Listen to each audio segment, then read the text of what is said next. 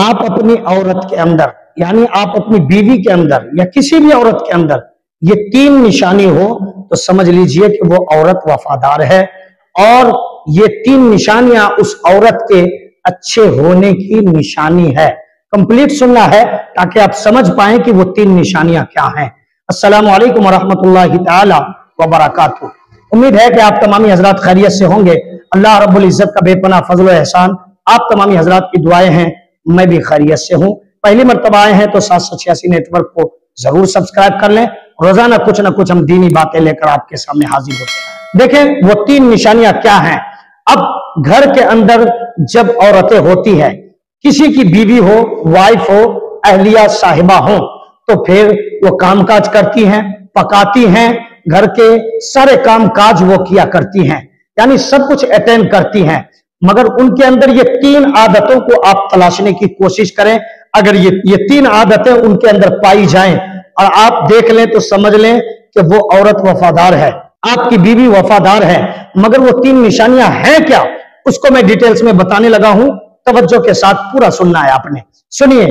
پہلی نشانی یہ ہے کہ عورت عبادت گزار ہو، اللہ کا خوف اس کے سینے کے اندر ہو، حضور صلی اللہ تعالی علیہ وسلم کی سچی محبت ہو، مذہب اسلام کے ہر احکام پر وہ عمل کرنے کی کوشش کرتی ہو، یعنی ہمیشہ وہ اللہ و رسول کے بارے میں سوچتی ہو، نماز پابندی سے پڑھتی ہو، قرآن پاک کی تلاوت کرتی ہو، درود شریف کا ورد کرتی ہو، آل اولاد کو صحیح تعلیم و تربیت دیتی ہو۔ تو اگر یہ نشانی گھر کے اندر عورت کے اندر آپ دیکھ لیں،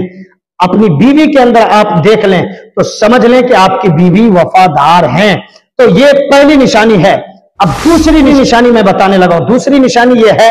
کہ جب کہیں سے آپ کما کر آئیں،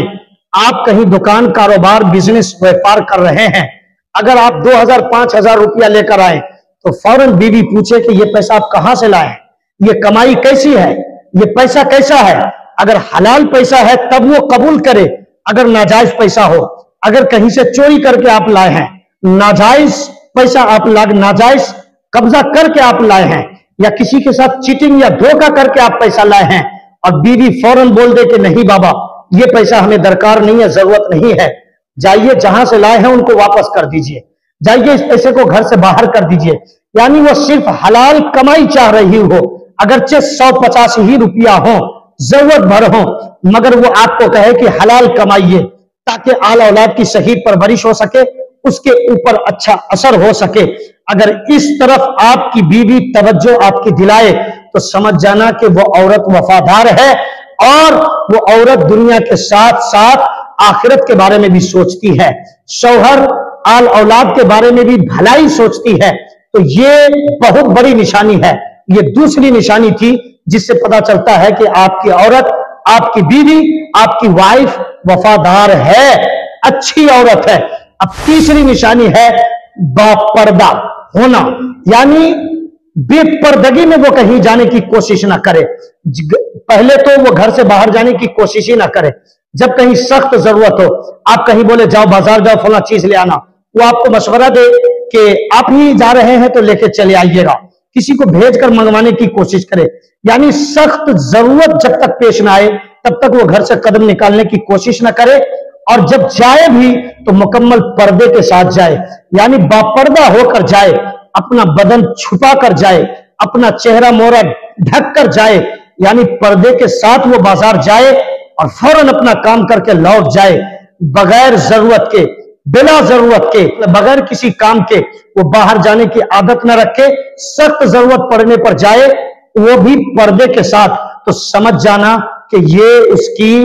بہت بڑی وفاداری کی نشانی ہے۔ یہ اس کی تیسری نشانی ہے جس سے اس کی وفاداری کا پتہ چلتا ہے۔ وہ شوہر کے لیے وفادار ہے، اللہ و رسول کے دین کے لیے بھی وفادار ہے، اور مذہب اسلام کے مطابق جینا چاہتی ہے،